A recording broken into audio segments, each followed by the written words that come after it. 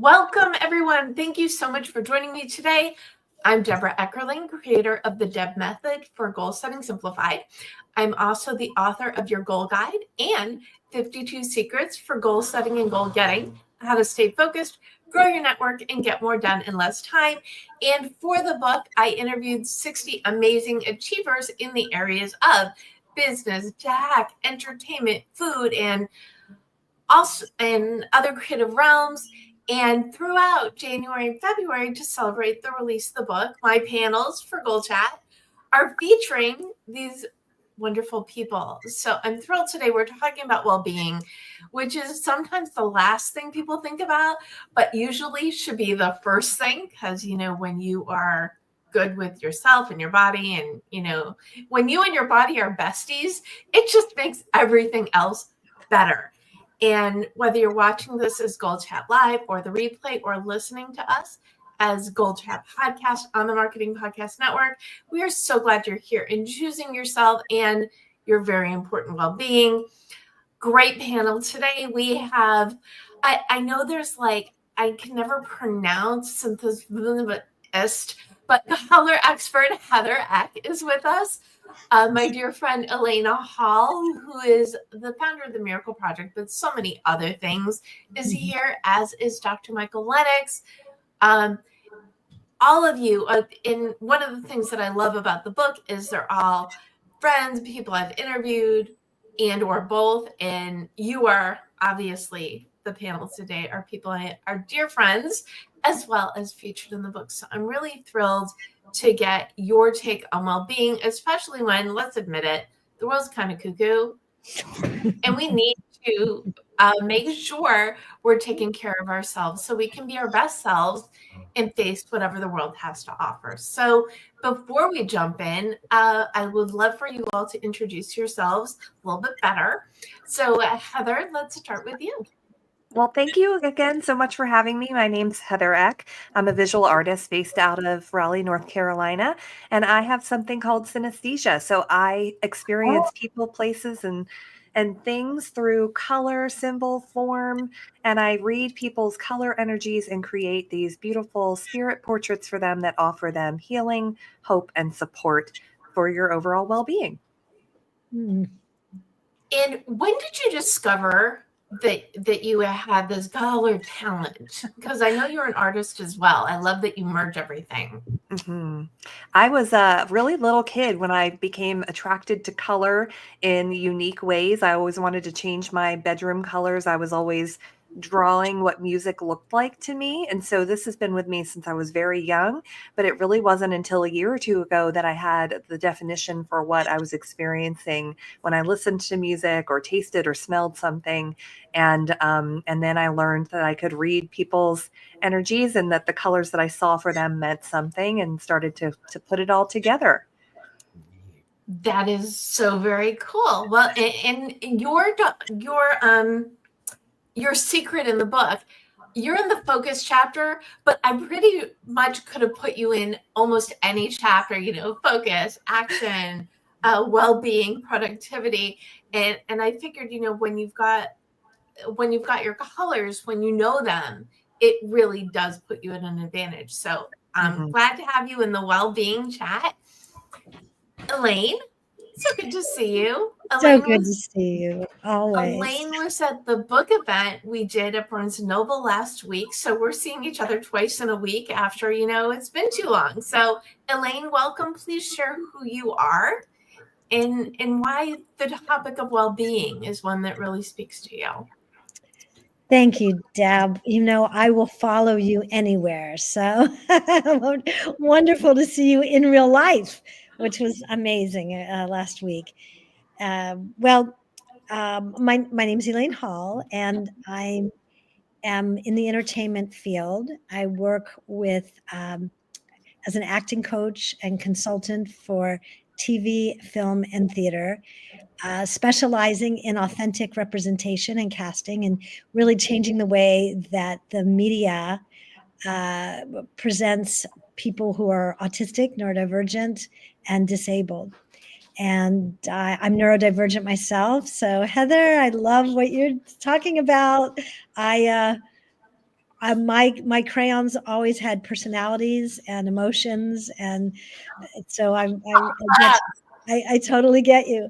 And so in terms of well-being, I also founded a theater and film program called the Miracle Project, which is a program, an inclusive theater and film program that brings out the best and the unheard voices of those who experience the world differently, as do I.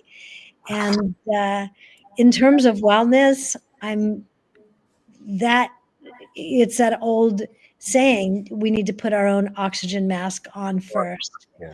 And to really allow ourselves to be the best version of ourselves we can be, which is so many ways to take care of ourselves. So happy to chat on that later with whatever you want to ask about. Awesome. And I love saying this. So I interviewed Elaine years ago, and then we liked each other, obviously, duh, of course. But then we ran into each other at a sound bath 3 months later. And it was like seeing each other in the wild, just kind of solidified that connection. So Yes. I love that you're part of this book. And anytime I get to spend time with you, it is a gift, as is, I feel, about you, Heather, and of course you, Dr. Michael Lennox. So welcome. Thank you, Deb. Yeah, Michael Lennox. My sort of like moniker is spiritual teacher, psychologist, astrologer, and expert in dreams and dream interpretation. So I always lead with a psychologist. That's why I'm always introduced as Dr. Michael Lennox, but I never want to be called that. Right? I want to be called Michael because that's my name, but I want to be noticed as a kind of expert because I'm trying to mirror the scientific and the mystical, right? I'm half scientist, half mystic. Dream interpretation came first. I started that as a teenager and got my first deck of tarot cards at that age. By the time I was 28, I was doing workshops in Los Angeles around dreams. And one thing just sort of led to another. I became an astrologer when I was like in my mid 30s. That's the biggest way that I work with the world right now. I'm a published author in the world of dreams and dream interpretation. So I've got 4 books out in a couple of different languages. And I guess the thing about well-being and my role, like in the book, we talked about how my embodiment led me to a sleep schedule that feels really sacred and divine. But my moniker for my business is your ambassador to conscious embodiment. So for me, everything is about the body. The body is the only aspect of us that's in the present moment. It's never elsewhere. Where you are is right where your feet are. The body stores every trauma we've had and therefore also is the source of our healing of those traumas. If the body's holding it, the body can let it go. So I'm all about that as well. And I do a lot of teaching and shadow work and ritual work and mysticism. I get people to investigate the shadow so that the life force that is already flowing through your body can be amplified because it's not having to go around the rocks of your traumas and the dense energy that we bring with. And so for me, the body is the central figure of everything that there is needed to know about your healing and your unfolding. In fact, in the world of psychotherapy, which I never really went into, you could sit in a talk therapy setting for 19 years and get like this far. But when you start working with the somatic injury and healing in a physical way, blammo, it's a few years of healing because you focus on where the injury is held and it's not up here. So I could keep on talking, so I'm going to force myself to stop. Well, it's like a machine. You put a quarter and you pull it level and My mom would always say, it doesn't matter how tired Deb is, just put a coin in her ear, even better, turn on the camera, and she is on. So I completely resemble that remark. Thank you, Michael. And one thing that is especially, I always talk about goals, but more like nonstop, I guess, the last couple of weeks since the book came out. And the real common theme of everything, in addition to the fact that the secret to success is there is no one secret, which is why the book has, even though it says 52, 60, because bonus to each chapter. But the other part of it is you need to know yourself. So you can't get what you want unless you know what that is with goals wise. But you also need to know how your body functions, which is why the well-being chapter is so important. And I believe Michael's secret is something to the effect of listen to your body. Your body knows everything. Elaine's is seek a harmony, not balance. And a harmony happens to be like every year, you know how they say pick 3 words? A harmony is always one of my 3 words because we need that. But there's also the harmony between the body and the everything else you do. And again, Heather's got the power of color to everything that you do. I feel like, can we define well-being? Because it feels like it's obvious, but maybe not so much. So Michael, what Well, I just want to say that I was sitting here as we were going, as you were sort of preambling. I literally picked up my phone to see, like, well, what's the dictionary definition of well-being? And it's the state of being happy, healthy, or prosperous, according to Merriam-Webster. So, okay, then. That's what well-being is, honey.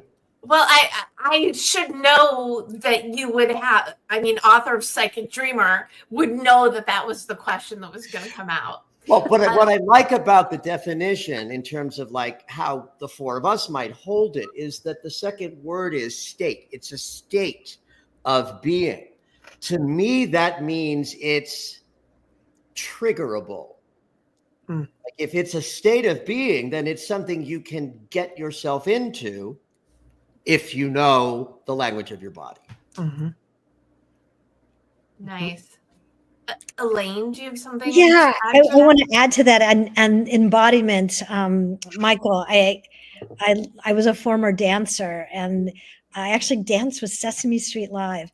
But both of you are. This funny is so things to ask, to say. But as a former dancer, there's so much like what you were saying about psychology and traditional ways of therapy is very much top down. And as a dancer, the importance of being in our body and to combine that is so essential. For me, well-being is listening to the soul and living from the soul. And I believe that our souls are placed in these bodies. And so we must take care of our bodies and also listen to that still small voice that is reminding us all the time who we are and what we need and how to be in the world. And I find for myself that when I can connect to that sense of self in such a way that everything falls into place. I do quite a lot of life coaching, and the past number of years have been with people who are diagnosed neurodivergent late in life, as myself, and yet I've worked in the autism field for 30 years, but I'm late diagnosed myself. Surprise. And we tend to burn ourselves out because we are masking and trying to be something other than who our soul and our neurology and our physiology says and who we are, and how essential for me. I need to retreat. I can be very social and active, but I need a lot of retreat time in between and preparing myself every day for the day, which is the well-being of connecting to something higher and greater than myself, listening to my soul, knowing when I'm on the right path, because then everything starts to fall into place when I'm on the right path. The universe supports whatever I'm doing when I'm doing what is correct. And I have this belief that before we came into the world, our soul was missing on the planet. And we came here for a purpose, for our soul's purpose, to fill in what was missing. And if we're busy trying to be someone else or be external, we're not doing why we were meant to be on the planet. So for me, well-being is when I am so in tune with what my divine mission. And Deb, I know so much of your work is for people to define their mission and to start from there, to start from why are we here?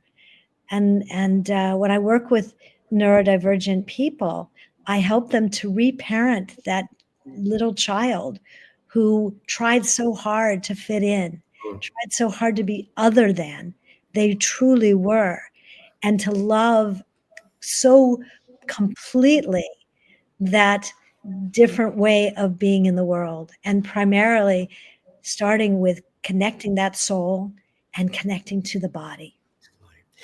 Deb, can I comment? Of course. Because you gobsmacked me with that beautiful statement is seek balance, seek harmony, not balance, which spoke to me completely as an astrologer, that every day is different and the body is going to respond to the day's energy. And we want to harmonize with that. Balance would suggest it transcends all of the different things that we're working with, and that we're going to create some artificial sense of well-being that looks like balance. But in fact, some days we're here and some days we're here and some days we're there. And harmony with that is sometimes a second or a ninth or an augmented seventh chord with a flatted fifth. Absolutely. And so much of it depends on where we have been putting our bodies, where we have been placing ourselves in the world. So sometimes harmonizing for me, it can be, like I said, I need to retreat. Other times it's being, I'm an international speaker. I speak all over the place. And that, if I can be in harmony with that aspect, but primarily as well, being in nature, once I'm in nature and I can allow myself to pick up those chords of nature and let myself be the tree, be the leaf, and allow that inside my body, which I used to think was really weird as a kid, but not today. I'm seeing a lot of smiling and nodding from Heather. So how do you define well-being? I mean, I think the whole time I'm listening to both of you, I feel like I'm saying, yes, all of that. I agree with all of that. I think for me, well-being comes down to this finding this sense of peace in my life. And that's, I think, something that I've been looking for a really long time. And you spoke about, trying to find the true essence of your spirit, the true essence of your soul while you're here. And I think, if I look back at my life, because there's so many arcs that you can draw in your life. If you look back and you sort of evaluate what was happening at this point in my life, what was happening at this point, I look back and I notice there were points where I felt the kind of tired that no amount of sleep or vacation was going to remedy for me. And it was because my spirit was not at peace with anything that was going on. And it really wasn't until I got honest with myself and said, what is it that I truly want? And it was this desire for creativity, this desire to create, to find something that brought me joy, to find something that brought me peace, that I was able to kind of find the beginning of the path to well-being.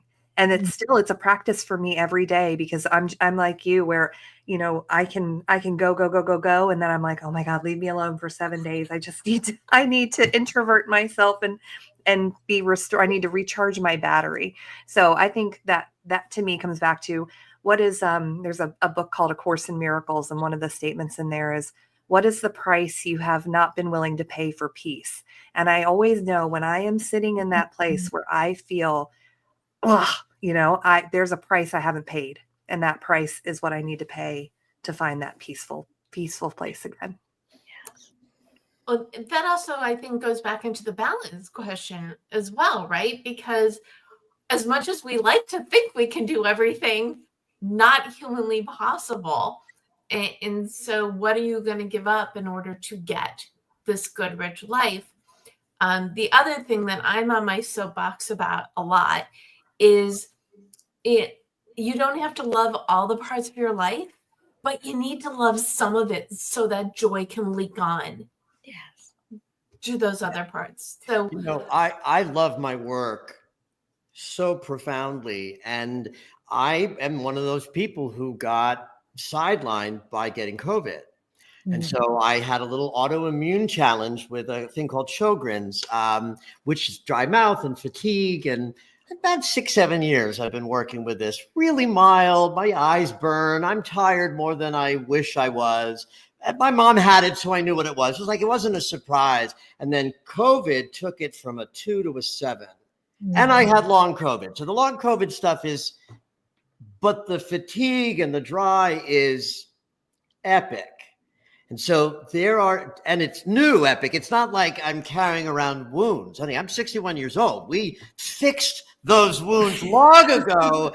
And so my body is just doing something that I cannot control. I cannot stop the level of fatigue. And it's epic. I told my nurse practitioner, it's like after 15 milligrams of Adderall in the morning, I'm still sleeping 8-9 hours and napping 2 to 4. And she's like, 2 to 4. And so she gave me more Adderall, which is actually very helpful. Anyway, long-winded preamble to, because I have so much passion for what I do, and because it's driven by service, and because the world is fucking falling apart and it's never been more necessary for all of us to be serving, I am so lit up by that there are days that all I can do is the little bit of work with a client or 3 and maybe a meeting and a thing, and then it's napping in between. And that can still be a harmonizing day because I'm harmonizing with my work and I'm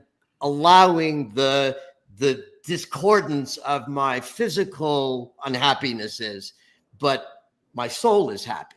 I know who I am and I know what I do. I know why I'm here. Yes. That makes such perfect sense. And then who's to say what's normal?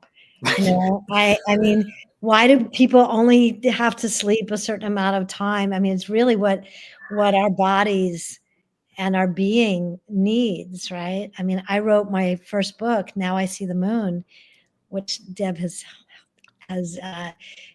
championed for me in many times, between 2 a.m. and 5 a.m. And that's time people are supposed to be sleeping. But that was what my energy wanted to do. That's when the energy came through. And I think that for me, harmony is being so in tune with my own rhythm and knowing what may be different from the norm. And when you talk about joy, Plato says, learning forced upon the soul does not remain. And Dr. Stanley Greenspan, who is my mentor, said that joy changes the brain.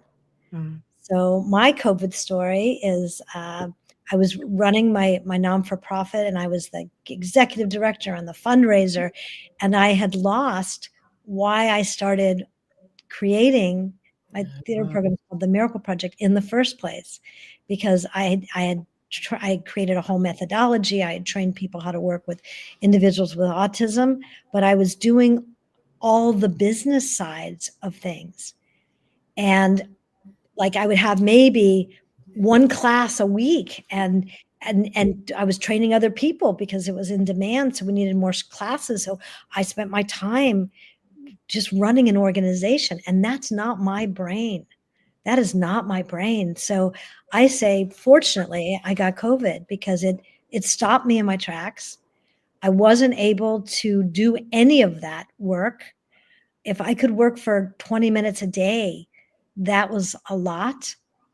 And I went to Maui for about 2 weeks. And I remember I was staying at this beautiful Airbnb, the Hobby Orchard, which was an organic orchard up high in the Haleakala, the volcano, and just looking out, and I felt the sun come into my being and reminding me who I am And I took a break from my work. And when I returned, we got an executive director and we got, all these things. And now I do what I love to do. And so the majority of my day is joy. And I delegate. That was a hard one, learning to delegate and let other people do what they're really good at. And I'm not. Executive functioning, not. Creativity, high up there. So that can help with harmony as well, knowing what I'm not and finding others who will joyously take that over. Mm-hmm. So, Heather, did you have, I'm not going to pressure you for a COVID story, but do you have one of those aha moments when you're like, I need to do more of this? Mm-hmm.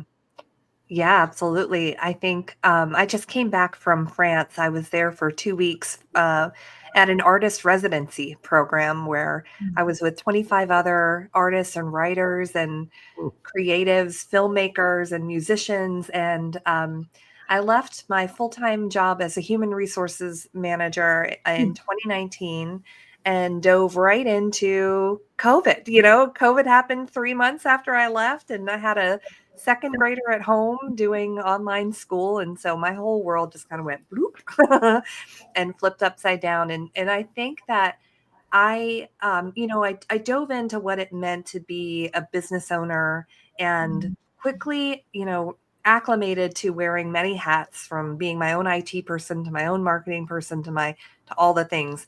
And I noticed that throughout the time that I've been working as a full-time artist, that a lot of the work that I do day to day is not making art. A lot of it is administrative.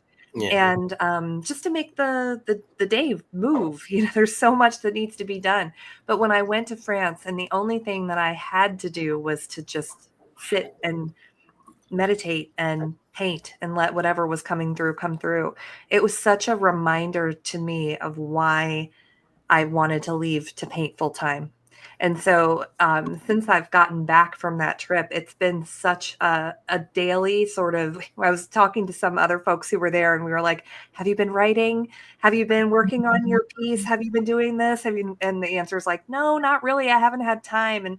And so it's just as a creative, you have to find where your rhythms are so that you can make the time to be creative. So I love your story, Elaine, about the 2 to 5 a.m. because there are times where I'll wake up at 3 a.m. and I'll just kind of sit there like, what am I supposed to be doing? And I sometimes think our spirits or God or the universe wake us up and say, this is the only time I could get your attention. Go do this thing, In our history, this 8-hour sleep thing is relatively new and unencumbered by the Industrial Revolution and the need to be ready for a factory day.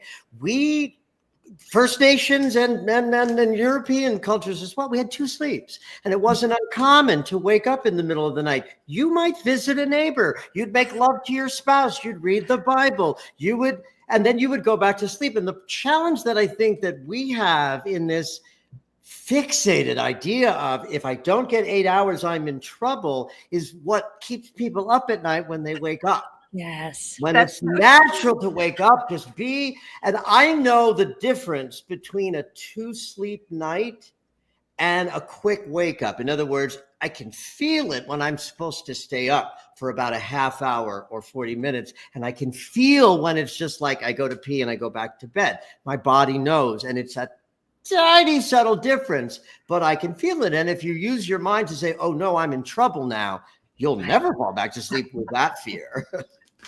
Totally. So true, Michael. Can so relate. Yeah. It's the monkey mind, right? It'll take you to places that you don't need to be. Correct. Just because when you start with anxiety, what is like the worst thing you could say to a person who is not calm is you say calm down. And that's what's gonna elevate the anxiety anyway, right? Yes. I think I would have said that. I don't remember what it was. It was in a store, and I don't even remember if it was me, but someone said calm down, and I said, by the way, worst thing you could have said throw gasoline on the fire, why don't you? For those people who are not as blessed as all of us to do what we love most of the time, what are some things they can do to recalibrate, to whether it is to find that joy or maybe just to be easier on themselves?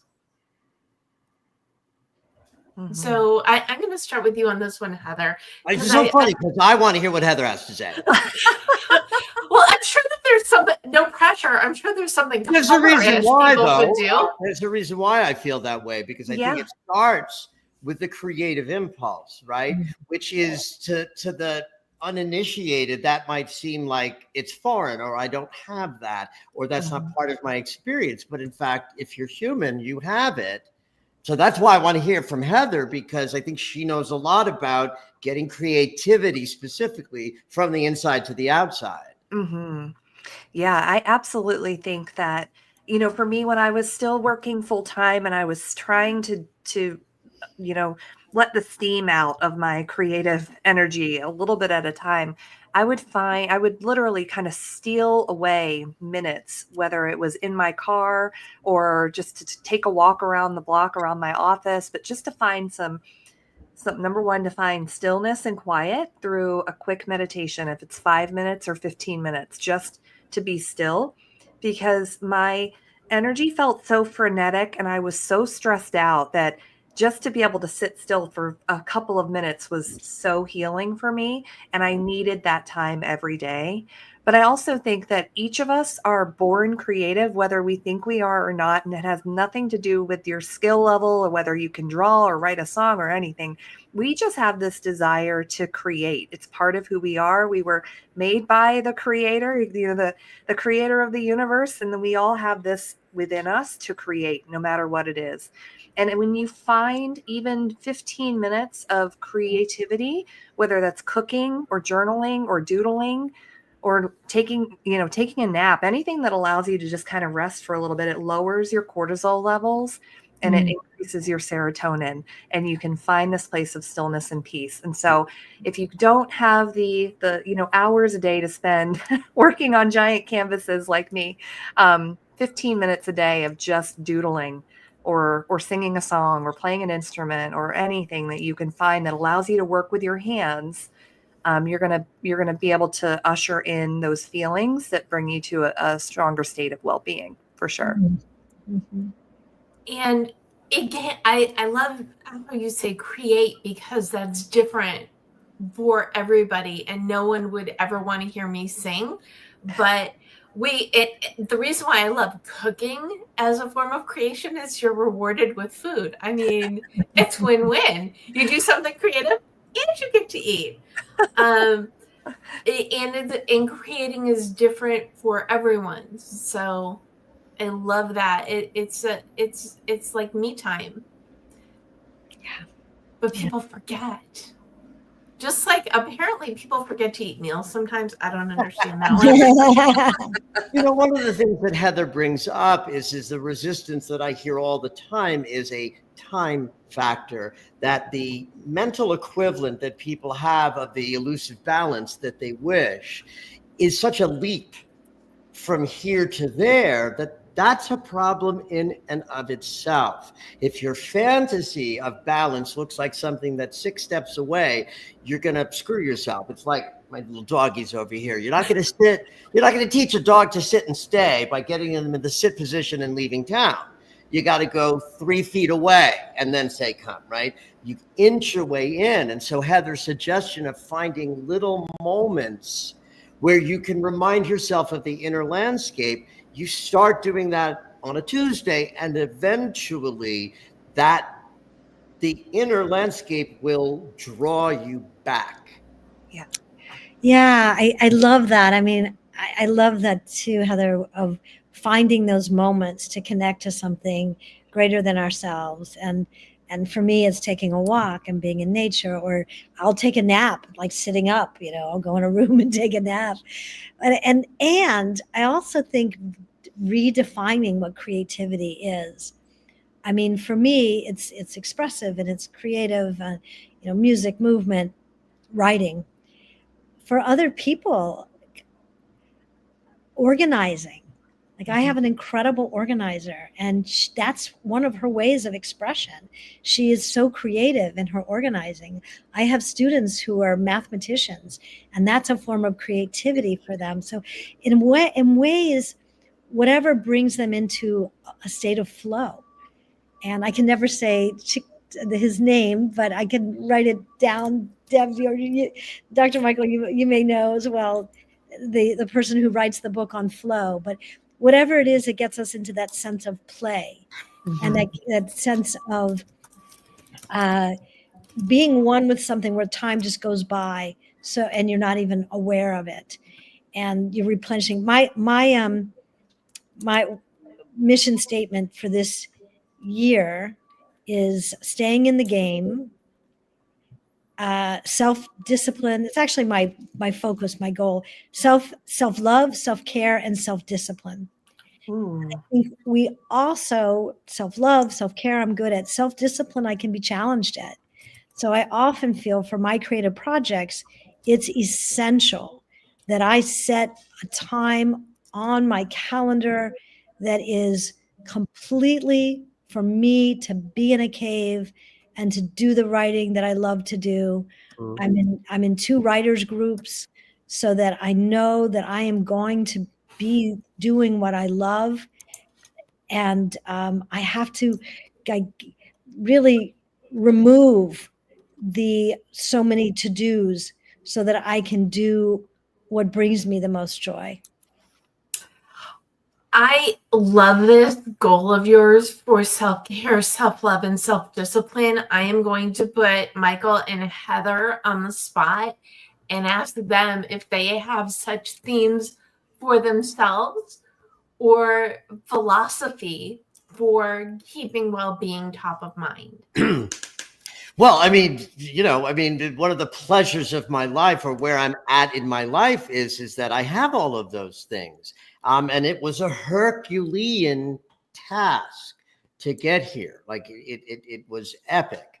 What was the third one? I have terrible brain fog. Discipline. Self-care, self-love, and self-discipline. I want to talk about the discipline piece because I think that discipline is a spiritual principle, and I don't think that people in general hold discipline as something that's actually lovely and aspirational, and that comes as an archetype, as a principle that is a priori part of our humanness. Yes. People think discipline as a kind of like the enemy because we fight against it. I remember when I was in like I was music director of a science mind church. I was learning a lot about the thought stopping that is, part of the affirmative prayer of the science of mind. I was writing my first book. It was killing me. It took 6 years, and it was not a 6-year book. And I went for lunch, and Mel answered the door, Reverend Mel. She says, "How are you?" I said, "I'm having a rough day, Mel. I can't get anything written. I'm really feeling shamed about it." She said, "Well, did you pray about it?" And I said, "No." She said, "Why not?" And I paused, and I said, I couldn't believe this. I said, "Because I'm afraid it will work." Now, I didn't even know what I meant by that. Like, I just closed my eyes and chose to answer, and was surprised at what came out. And then I thought, well, what did I mean by that? And I think that I had inside of me an unconscious fantasy. So unconscious, I wasn't clear about it. But the unconscious fantasy was, I have an elephant sitting on my chest, so I can't write. If I pray to write, then I'm going to be writing with a fucking elephant on my chest. And who wants that? Like it, right? So it's like, that was a turning point moment for me to release the idea of the self-limiting, consciousness I struggle with. There are apparently, isn't that a thing to be what if it doesn't work? Well, what if it does? What if it does? Yeah, I think I was, oh, I'm sorry. I read, what struck me when you were saying that, Michael, is, well, be careful what you ask for because you may get it, but also that back, Deb, to the 52 secrets plus 8 in goal setting, is that when we do start to go on a path and we allow ourselves to go to something the next level, the body comes up with all kinds of reasons and elephants not to, as well as the anxiety of moving into a different space in our being. And it doesn't feel good, and it feels not right to be doing something. And so allowing, what I have found, allowing myself to be in that uncomfortable zone so that I can keep taking the baby steps towards a bigger goal. And that requires support. It requires my dear friends of being able to say, I'm going through something, I'm on the cusp, and how many times I've held back rather than allowing myself and letting it be a spiritual awakening, that I am moving into territory that is new. However, it's bigger than me, and I can be of more service by moving that. I just full disclosure, my book is, people are interested in doing a limited series based on Now I See the Moon, and I have withheld and withheld and withheld, and have finally finished the pitch deck. And now I want to do something entirely different. I finished the pitch deck, but no, it's staying the course, staying in the game, and letting myself feel those uncomfortable feelings of this is new. I've worked on 20, 30 of other people's films and TV shows, but the fact that my own, it's scary. So allowing those feelings to, it's like well-being, restoring ourselves to well-being, but letting ourselves feel out of sync as we are opening up into new realms. And I've never. That is awesome, by the way. Mhm. So now you have to now that you said it out loud, you have to keep us posted, Elaine. It's what is it? Success is on the other side of your comfort zone, something like that. Mm-hmm. What I would love to know, Heather, is what can people do with color in order to help them feel more at peace, at harmony, at balance, at whatever word we're using? Yeah, that's a great question. There are so many colors that if you think about places on the earth where you feel the most relaxed and the most at peace, you probably conjure the ocean and you probably conjure the forest. And so blues and greens are going to be those colors that are the most soothing to us. They calm our spirits down. They usher us into a place of tranquility. They remind us of the great beyond. And so we kind of then, come to this place where we know that there's something bigger out there for us, that we are a part of something bigger. And that I love what you said, Elaine, about being the soul, having the purpose that you're here to do. And I think when we are out in nature, we're reminded of that. And it brings us to, kind of stops us in our tracks. So if you are looking for peace or tranquility or calm, you're going to be looking for light blues and greens. If you're looking to feel relaxed and at peace, you can look at lavenders and soft pinks. So anything that's kind of a soft, tranquil color is going to make you feel calm and at ease. So is it enough to visualize the colors, or should you bring the colors around you?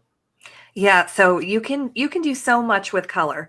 You can put it in your room, in your office, or your home. You can wear the color. That will absolutely help support those different areas of the body and the chakras and to calm everything down. You can do meditations where you visualize the color around you, and you can move that color all the way through your body, down, out your feet, and then bring it all the way back up again. And you can even eat those colors too. I mean, there's anything that you can do by taking that color in or surrounding yourself with it is going to be healing in ways that you're not even aware of. And it's fun to play with if you are feeling attracted to a particular color, that color is offering you something that you may not even consciously be aware that you're looking for. So if you're feeling drawn to blue or green, or you're feeling drawn to red, it's because that color is offering you the healing that it provides. It's So the ministering to you. fact that I love carrots, it just ties in really well with my Leo personality. That you love carrots? What was that, Michael? It's because you're a ginger. Theme. We do love a good theme. I knew that I wanted to wear this bright fuchsia shirt. Like there was thought about it. And part of it was, it is way, like I don't usually work at this hour. This is my evening. I'm tired. I told Deb the other day, it's like, if I can't make it, are you going to be okay if I cancel day off, right? And so my thought was, this is a favorite color of mine. I only have this one shirt in this color, and it's bright and energetic, which is why, and I didn't know we were sitting with a color person, but I had the thought, and it wasn't like a sophisticated spiritual thought. Yeah. It was a very pedestrian thought of, let me wear a bright color. Well, you know, it's really interesting too. The pattern on your shirt is both horizontal and vertical. Or I did that wrong. Vertical. You know what I meant. I do. So the vertical stripes mean ascension. They're about development and growth and rising. And then horizontal lines are about surrender. So it's also really interesting that you're wearing a pattern that is ministering to us to be in a place of surrender and acceptance, while also considering and also ascension. Yeah. Wow. Yeah. Now, your green shirt got my eye when we popped in because it's bright. Did you put thought into that? Do you think about that when you dress? I do.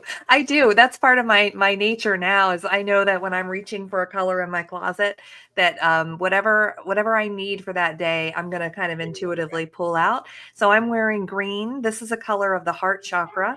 So I'm wearing it for myself, and I'm wearing it for all of you and the viewers too. That's, you know, coming from a place of self-love, self-acceptance, compassion, forgiveness, and just generally putting out the energy of unconditional love for everybody. Beautiful. And we appreciate it and we feel it. Oh, good. That's amazing. Good. Can I make a nod to cooking? Even if it's just like making eggs and toast. I'm not talking about you have to learn to be a good cook. But there is such a difference between making yourself something that you eat and preparing it or microwaving it or buying it. It's a sacred act. Yes. But again, it's so subtle that unless you're operating there, you're not going to relate to it as a sacred act. But I'm here to tell you that it is. I've experienced it in my own body as that. You know, and when I'm sitting in my 3 and 4 o'clock afternoon the last year and a half going, holy fuck, I can't cook dinner. And then what happens is my body gets up. I walk to the kitchen and I start pulling out pots. It's almost mindless. It's like back in my 50s when I did CrossFit. I'd be sitting at my desk going, I'm not sure I'm going to work out today. And my body would get up, walk to the bedroom and put on my outfit for walking out and leave the house. And it really feels like that. It's like a sleepwalking thing because I've cultivated it. And so when I go into the kitchen, within 5 minutes, I'm in a trance. And I'm in that trance until I'm done cleaning. The trance includes the eating and the cleaning. And it's not like I'm, making fancy shit. I cut up vegetables and I make a lot of stir fries. But it is very different in terms of generating a really tender, yummy feeling that I feel when I'm eating it. And I would recommend it as a piece of self-care behavior that can make a difference, especially if you imbue it with the intention of saying, I'm having care around how I'm nurturing myself. It's not random, and it's not done because I have to. It's done because I want to be participating in nurturing this to the best. I love Oh, that. I love that. Beautiful. I do most of the workshops I do are goal setting simplified or networking or whatever. I have one that's cooking for productivity, which is all of the thing. Well, as a former non-cook, right? But once you open the door, the Instant Pot, that was my gateway appliance. Once I realized that cooking can be easy because you put in ingredients and you are rewarded with food, that just blew my mind. And it's like, oh, if it's that easy to do this, Yes. well, let's try the air fryer. Let's get an air fryer and see what that does for you. And the point again is, I really want to emphasize this for listeners, that it's like you live in a food desert, I'd make toast. Right. I'd say make eggs, but they're apparently wildly expensive out there. If you go to Trader Joe's at 4:00, at least in LA, they put out eggs twice a day, 8 in the morning and 4 in the afternoon. Good to know. And I did this a couple weeks ago, and I was looking at my schedule this week. And fortunately, tomorrow I think I'm on a show from 2:30 to 3:30, and then I'm like, great, after the show I can go and be at Trader's right on time. But what was my point of that? Oh yeah, they have a line. It's really bizarre if you think about it. You are waiting in line at 4:00 to get your eggs, and then they'll put the rest in the cooler that are going to be gone in 20 minutes. But the point being, I forgot. The point being, even if you think you don't love cooking, if I could be reformed, anyone can.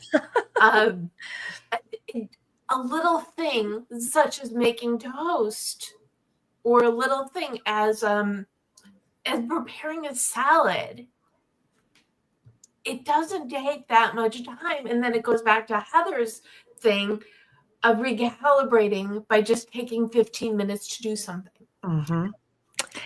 I know I became a sourdough baker almost a year ago. And there's something I'm going to use the word healing about when the timer goes off and it's time to stretch and fold. And when I set my Alexa up and I say 30 minutes and the timer goes off, I go, time to stretch and fold, time to stretch and fold. Because there's so much joy in that for me. It feels so good. And I think it's because we're making something with our hands, right. Very simple, very clean, very easy ingredients that make this beautiful loaf of bread. And then that's the epitome of like home and love right there in this loaf. And so there's something really lovely about using your hands. I think if you're chopping or you're mixing or you're sauteing, it makes happy, Yeah. I was thinking too about what Michael had said about intention. It's like when we add that intention to whatever it is we're doing, right? It does create those neural pathways of joy. Yep. My husband, as Deb knows, my husband's an incredible cook. He's the guy where I look in the refrigerator and I go, there's nothing here. And he goes, oh, yeah, there is. And then he's made a masterpiece. Yep. And what I do is I chop the salad. Yeah. And it's that same thing of like, okay, this is what I do, and I do it beautifully, and I do it well, and I forget all the to-dos and all the things that I didn't get done, and I can be in that moment, and it creates such joy. Mm-hmm. I also like emptying the dishwasher. I love, because there's a place for everything, and it makes perfect sense. And I know it's silly. But what Elaine's reminding me of is these meditations of being in your life. Chop wood, carry water. Everything that everybody's talked about is something that the body's doing. Yes. And what Elaine's describing is just not having the mind go elsewhere. Yes. Right. Emptying the dishwasher, mind, heart, and body. That's a meditation. It is. And I will say, so I worked short order the summer before senior year of college. So I learned to chop.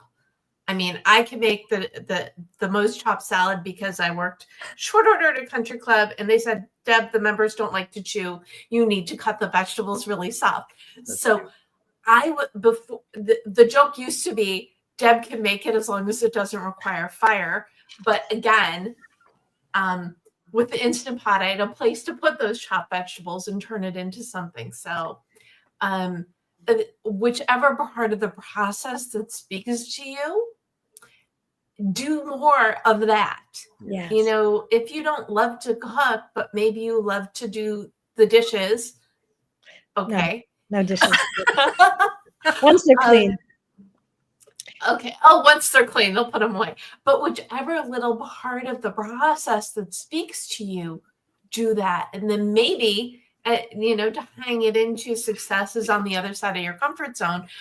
What is the next thing that you could do that's a little different that's going to elevate you and your journey? I was going to say something. Michael, what you were talking about is like when you don't want to do something and then you find out doing it and how pleasurable it can be. I enjoy having people over Friday nights for dinner, and I'm exhausted and I don't really want to do it. And once I start setting the table and chopping the vegetables and putting on some music, it's like, and then having people that I love and adore at my table, all of a sudden it's a whole different energy. Right. Because your body wants to visit. Mm-hmm. Maybe your mind doesn't, but your body certainly does. Yeah. I feel like we should have like prepare food as a bonus goal. But beyond that, I would love for you all to gift a goal, something people could do to nourish their own well-being. But definitely the bonus goal is to prepare a meal and let us know how it goes. I love that. Well, since my contribution to the book was specifically about honoring the body vis-a-vis sleep, I would invite people who tend to get up after the sun has risen as an experiment. Set the alarm for an hour before sunset and just go experience that. And maybe just once as an assignment or a science experiment for the purpose of feeling what that time feels like. I'm not telling you to get up an hour before sunrise every day. That would be a ridiculous goal because, again, that'd be like telling my dog to sit and stay and leaving town. But that time of day where it's quiet and the world hasn't started up yet is one of the most sacred times that I experience. And I would invite some of y'all out there who don't have that experience to check it out and just see what's there for you in vibing with those beautiful quietude moments. Oh, I love that. Get up an hour before sunrise and see how it feels. Kind of take it for a spin. I might do that, actually. I think that sounds really cool. I know. I want to take that one on too. Okay, Heather, what goal do you want to gift? I would love for you to look at your laundry basket or look at your clothes that you wore last week. And what are the 2 most common colors that appear for you? And I'd love for you to, if you want to, you can email me and I'll be happy to tell you what those colors mean for you. Or you can also just look it up and look at what those colors mean. And then just sort of see, do they match with the energy of the week that you had? Interesting. So, Ooh. Don't we all just wear the same clothes over and over again? a lot of us do, I think. I have a uniform. I wear colored t-shirts and then I throw on a vest when I'm doing a client. And it's a t-shirt, but it looks very professional because I have a vest. But they're all different colors, Heather. So I'm going to do that next week. I'm going to look. Yeah, look and colors see. I chose. Oh, that's another really interesting experiment. So since I've been talking to Heather, I'm always self-conscious when I wear the color black. Because I always say, so blue is my favorite practical color and orange is my favorite impractical color. Because I can't, orange as a color itself does not really work for me, but I love the blues. And I'm always thinking, I like the aura around colors.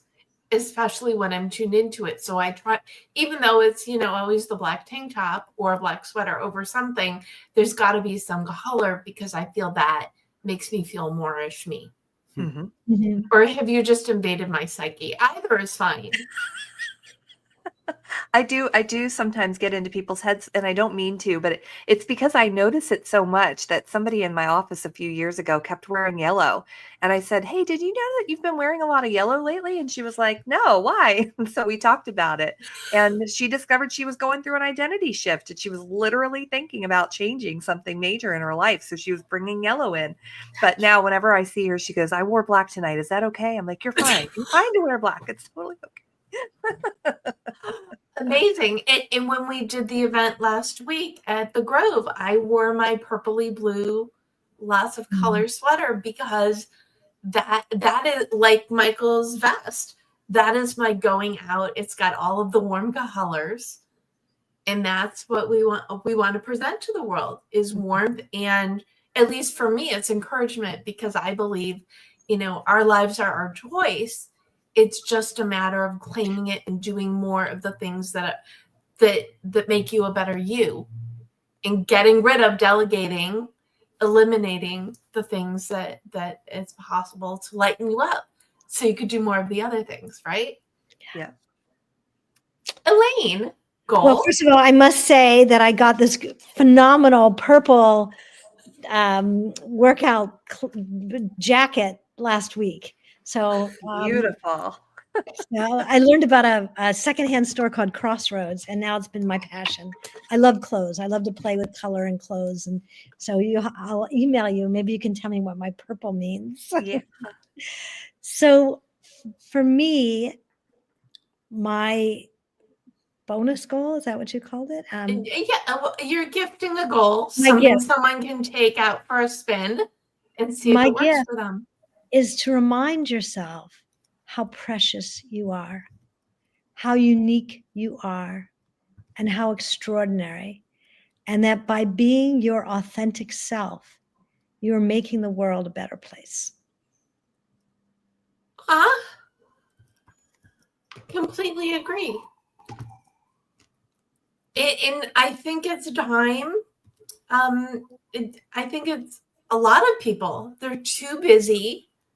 They're due something or everything, and they forget. So I think that's a wonderful reminder. I always, after my GoalChat lives, I always feel good. But I think especially with this crowd, I feel just at peace and balanced. So I thank you all, my friends. Where can people learn more about you and all that you do? Heather? You can find me at www.heathereck.com. And I've got some freebies out there for you to learn more about colors and chakras. And I'd love for you to email me your most common color in your closet, and we'll chat about it. Amazing. Thank you. And Elaine? You can find me at themiracleproject.org for theater and film programs for individuals on the spectrum. And my personal is elaine-hall.com. And you can learn more about what I do and how I can be helpful in you uncovering your authentic self. Wonderful. And Michael? MichaelLennox.com is the website. Like, we all have our names as our website. But I would also encourage you to look on social media. I do a daily video on the day's astrology called Red Robe Astrology. It's in the morning. I'm wearing my bathrobe. And so I'm on TikTok and Instagram and Facebook and YouTube. And all you have to do is hashtag Red Robe Astrology.